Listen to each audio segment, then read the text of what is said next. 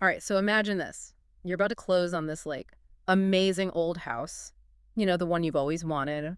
All the charm, all the history. But then, surprise. Turns out those charming creaky floorboards are actually a warning sign. Exactly. That creaky floor could be a whole lot of hidden structural damage lurking under the surface. Talk about a money pit. And that's where our deep dive comes in today. We're taking on this CARSI article. CARSI, by the way, stands for the Council of Advanced Restoration Science Institutes. Pretty important in the field. Definitely experts. Right. They really know their stuff. And this particular paper, Understanding and Mitigating Structural Damage in Restoration Projects, sounds a little technical, I'll admit. Yeah, a bit. But it's full of awesome information that could save you some serious headaches, not to mention some serious cash. Okay, so let's jump into it. What's the big takeaway? The assessment process. It's not just slapping on a coat of paint and calling it a day. Right, you need to figure out what's going on beneath the surface. Exactly. They emphasize early detection, like foundation problems, for example. Catching them early can save homeowners a ton of money. Like we're talking 40% on average. Wow, that's huge. So how do we even start this whole assessment thing? Well, we look for the telltale signs, right? Give me an example. Cracks in the walls or ceilings, warping. Oh, and doors and windows that stick. Okay, so pretty obvious stuff. I think most people can spot that. Sure, those are the big ones. But then it gets interesting. They talk about moisture meters. Moisture meters, I've heard of those. They detect water, right? Yep, they can find hidden moisture in the walls, the floors, Mm-hmm. even tell you if there's mold growing that you can't even see.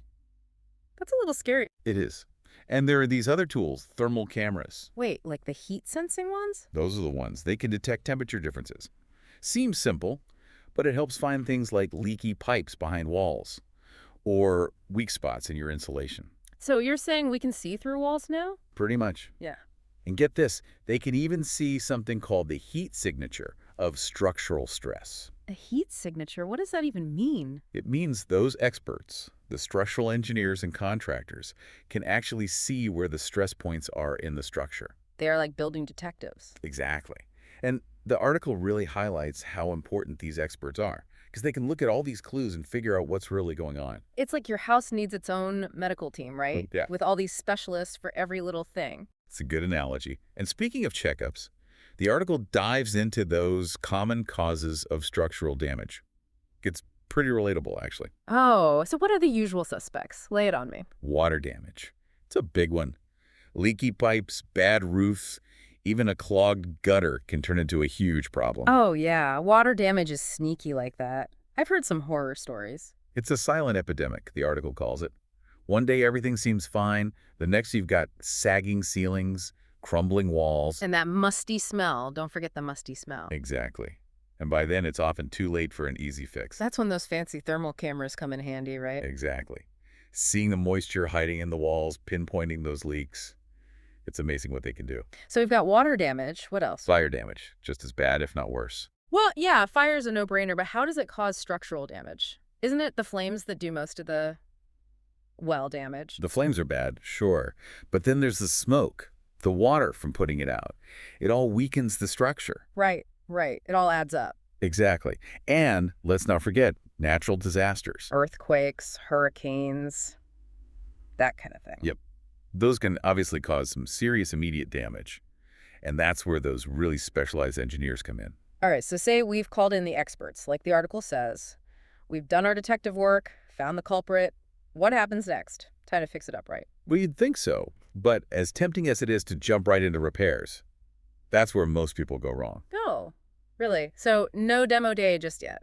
The CARSI article really emphasizes safety and planning. You wouldn't rush a patient into surgery, would you? Okay, point taken. First things first. Stabilize the situation. So we're talking temporary supports, that sort of thing. Exactly. Say there's a cracked foundation. Yeah. You need to stop it from collapsing further before you can even think about fixing the crack itself. Makes sense. It's all about that customized restoration plan. Customize. You mean fixing a crack in the wall is totally different from, like, fixing a fire-damaged roof. Exactly. Yeah. Different materials, different techniques, different safety precautions. Starting to see why we need those specialists. For sure. But here's the cool part. Once you have a plan, there are some really amazing new techniques they're using. Prefabricated parts, for example. Prefabricated, like those ready-made pieces.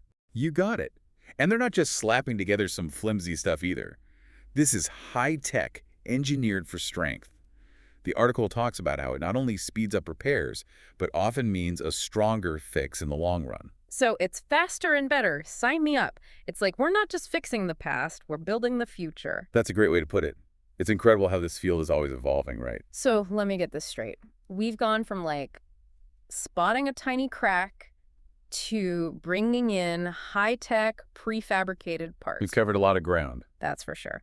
We found the damage, called in the experts, come up with a plan, and started fixing things. So we're done, right? Well, not so fast. There's one more thing.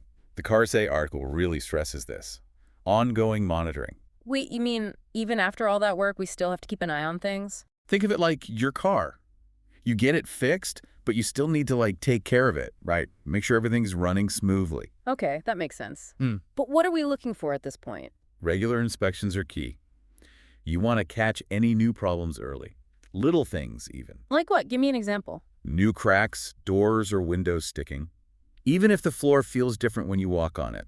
So I'm going to be hyper aware of every little creak and groan from now on. You'll be a pro in no time. But seriously, catching things early can save a lot of headaches later on. And a lot of money, probably. Exactly.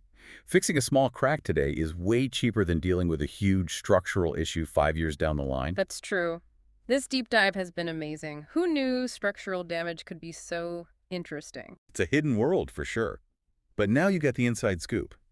And that knowledge can make all the difference in keeping your building safe and sound. It really makes you appreciate all the work that goes into keeping a building, especially an old one, in good shape. Absolutely.